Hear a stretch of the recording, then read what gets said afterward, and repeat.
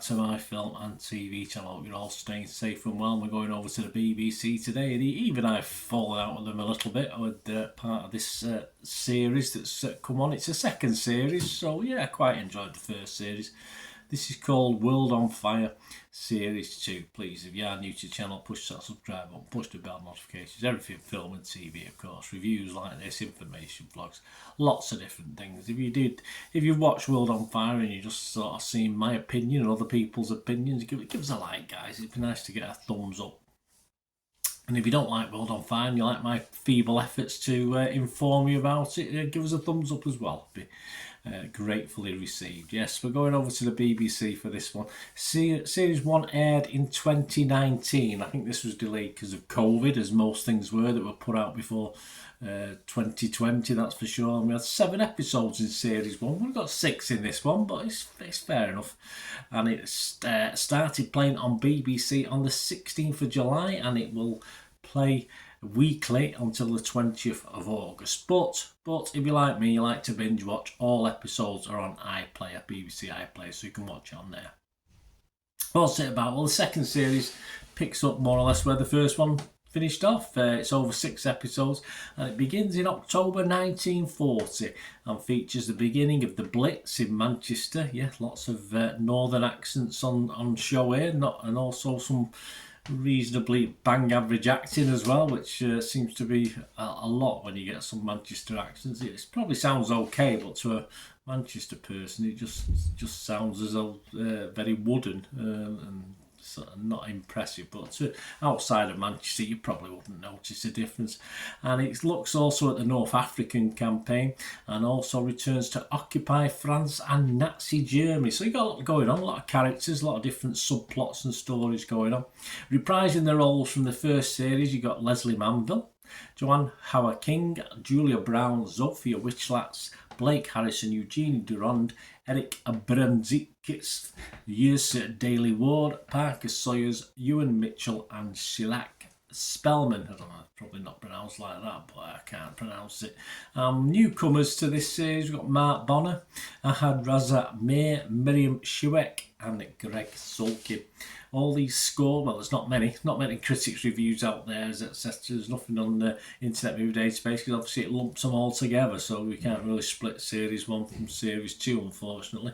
But as at the 20th of July 2023, we've got Rotten Tomatoes, 100% positivity on this one, so they all liked it, and there's not many though. I think there's only about 6 or 7 guys have left a review. Let's have a look at a couple of them. Anita Singh from the Daily Telegraph here in the UK said, "Really, it's a soap with a pretty cast. John Howard-King, who plays Harry, can currently be seen as dreamy Prince Eric in Disney's live-action remake of The Little Mermaid." Yes, and the love triangle at its heart. Yes, Adam Sweet. That's this, not Little Mermaid. Adam Sweet in the Arts Desk said, "Approached as a kind of instructional soap with moral purpose, World on Fire makes for easy viewing while also prompting us to reflect on war's endless catalogue of horrors now visible again in real time." Christopher Stevens from the Daily Mail, or the Daily Fail as most people call it, writer Peter Bowker's sweeping ambition is to depict the many arenas of the war. And Rebecca Nicholson for The Guardian said, "As this is war, people come and go, they live, they die. By the end of the opening episode, I was fully invested in their fates." Alright, so I can assume that you went on to enjoy the rest of the series. But there you go, that's about it. That's about all the reports. Generally positive, not much negative. As I said, there's still a limited budget feel about this. It's all done, backdrops. I mean, the North African campaign, it's, it reminds me of the old episodes of Sharp when that first aired, and you sort of had battles at Waterloo with about 10 on one side and a dozen on the other. But so it does have that limited budget feel to it, but it's entertaining enough. Okay, it's not sadly the bit I don't like, and I'm biased. I'm an Englishman. I'm biased, of course.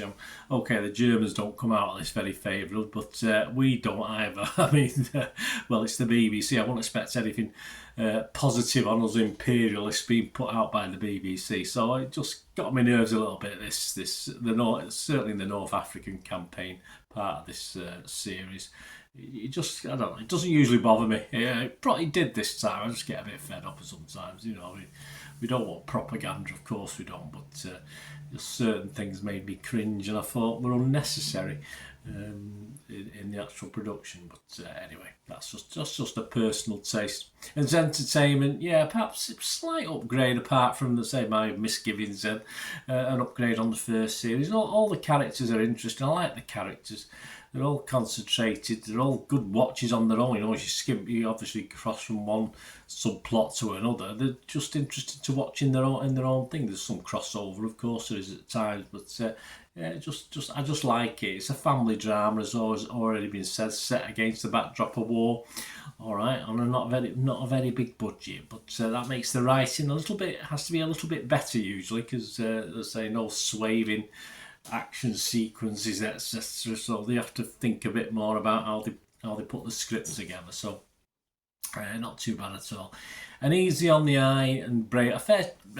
Easy on the eye and brain. This one, a fair chunk of subtitles though, which was a bit annoying for me again because I do tend to do other things while I'm watching stuff like this. So I did have to stop and concentrate from time to time when obviously they were speaking in French or German or Polish or whichever language was on screen at the time. But yeah, but it was still sort of worth the break. And 6 episodes was about right as well. It didn't outstay its welcome, so that was very, very good.